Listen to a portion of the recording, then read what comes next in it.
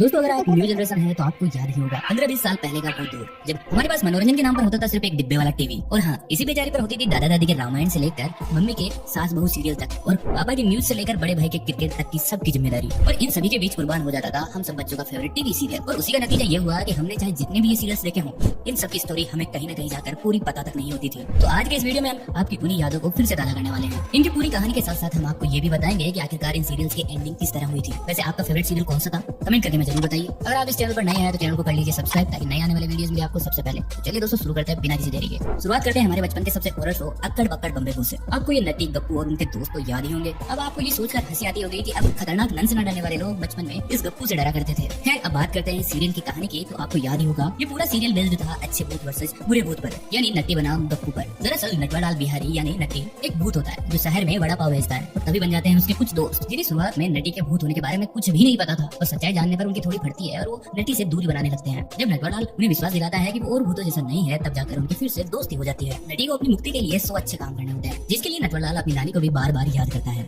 और बुरा भूत गप्पू नट्टी को अच्छे काम करने से रोकता है और नट्टी के दोस्तों की वाट लगाकर रख देता है। वो चाहता है कि नट्टी जैसा ताकतवर भूत उसकी शरण में आ जाए और उसका गुलाम बनकर रहे। लेकिन अंत तो सभी को पता है कि बुराई पर अच्छाई की जीत होती है और वही हुआ इस सीरियल में। इस सीरियल के आखिरी में नटवरलाल का 100वां अच्छा काम कंप्लीट हो जाता है जिससे गप्पू यानी बुराई का अंत हो जाता है, जिससे नटवरलाल को इस धरती से मुक्ति मिल जाती है। क्योंकि ये कहानी अपने आप में कंप्लीट थी, इस वजह से सीरियल 110 एपिसोड में कंप्लीट हो गया। इसके पहली बार टेलीकास्ट का समय 31 अक्टूबर से 21 दिसंबर था, जिसे बाद में कई बार रीटेलीकास्ट किया। आप में से अधिकतर लोगों ने इसे रीटेलीकास्ट नहीं देखा होगा। वैसे सीरियल में भूतों के मरने का कोई कॉन्सेप्ट नहीं होता क्योंकि वो ऑलरेडी मरे हुए होते हैं। फिर गप्पू का अंत कैसे होता है वो काफी दिलचस्प मिस्ट्री है। दोस्तों अब आपको हम ले चलते हैं भूत लोक से परियों के शहर में। बात करते हैं हमारे बचपन के सबसे फेवरेट सीरियल्स में से एक और सीरियल सोनपरी की। जैसा कि नाम से ही पता चल रहा है कि ये सीरियल परियों पर बेस्ड था, जिसकी शुरुआत होती है फ्रूटी नाम की एक मासूम सी लड़की से जिसकी माँ अब इस दुनिया में नहीं रही और इसी वजह से उसकी दुनिया बेरंग बन चुकी है। तभी उसकी जिंदगी में एंट्री होती है सोनपरी और उसके साथी अल्तू की, जो उसके साथ ही रहते हैं और पूरी तरह से उसका ख्याल रखते हैं, साथ ही रक्षा करते हैं उसकी काली परी से। इस सीरियल में समय समय पर अलग अलग अजीब अजीब विलेंस आते रहते हैं जिन्हें आपने भी खूब एंजॉय किया होगा। अब बात करते हैं सोनपरी और उसके आखिरी एपिसोड की। तो आखिर में विलेन जर्रा फ्रूटी को मारने की कई नाकाम कोशिशें कर चुका होता है क्योंकि सोनपरी का दिया हुआ रक्षा कवच उसकी रक्षा कर रहा होता है। तब जर्रा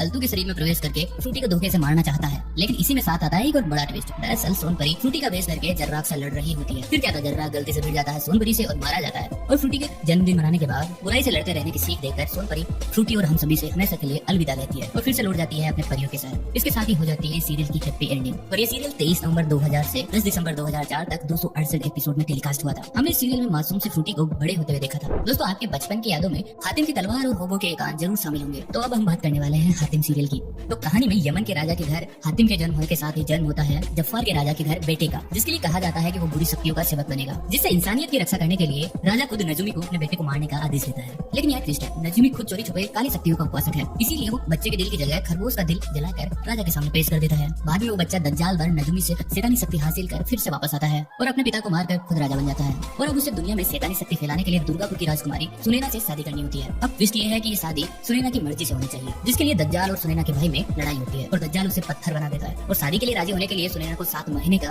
वक्त देता है। अगर उसने 7 महीने में अपनी मर्जी से दज्जाल से शादी नहीं की तो उसका भाई हमेशा के लिए पत्थर की मूर्त बन जाएगा। उसके बाद सुनैना का प्रेमी राजकुमार विशाल हातिम से मदद मांगता है, जिसके लिए हातिम को 7 सवालों के जवाब ढूंढने होंगे, जिसमें हातिम की मदद करते हैं जादुई तलवार और उनकी प्रेमिका जैस्मिन का पर्सनल गार्ड होबो। तो इस कहानी का अंत कुछ इस प्रकार होता है कि अंतिम यानी 7वें सवाल के जवाब के साथ ही हातिम को पता चलता है कि हातिम और दज्जाल का अंत एक दूसरे के हाथों एक साथ होगा। हातिम दज्जाल को मारने के लिए खुद भी मरने को तैयार हो जाता है। फिर दोनों के बीच एक भीषण लड़ाई होती है और दोनों की मौत हो जाती है, लेकिन हातिम फरिश्तों की मदद से एक बार फिर से जिंदा हो जाता है। सुनैना का भाई ठीक हो जाता है और हातिम की शादी राजकुमारी जैस्मिन से हो जाती है। और इस तरह कहानी 47 एपिसोड में पूरी हो जाती है, जिसका टेलीकास्ट 26 दिसंबर 2003 से 24 नवंबर 2004 तक हफ्ते में एक बार 1 घंटे के लिए होता था। भाई दोस्तों क्या आपको पता है कि गंगाधर ही शक्तिमान है? तो दोस्तों शक्तिमान सीरियल की कहानी कुछ इस प्रकार है कि कई हजार साल पहले कुछ संतों को जो अपने आप को सूर्यवंशी कहते थे, उन्हें कुंडलिनी शक्तियों का पता चला। धीरे धीरे वो लोग अपने शिष्यों को इसकी शिक्षा देते आ रहे थे। इसी तरह एक शिष्य श्री सत्य से उसके गुरु काफी खुश होते हैं और उसे अपनी ओर से आगे की शिक्षा भी देने लगते हैं। गुरु से शरीर छोड़कर जाने की कला सिखाते हैं। ये बात किसी तरह वज्रबाहु को पता चल जाती है और वो भी ये सब कुछ छुप कर देखता रहता है। उसके गुरु एक दिन उसे शक्ति पुंज के बारे में बताते हैं जिसमें काफी शक्तियां होती है। और एक रात जब गुरु अपना शरीर छोड़कर विश्व भ्रमण कर रहे होते हैं तभी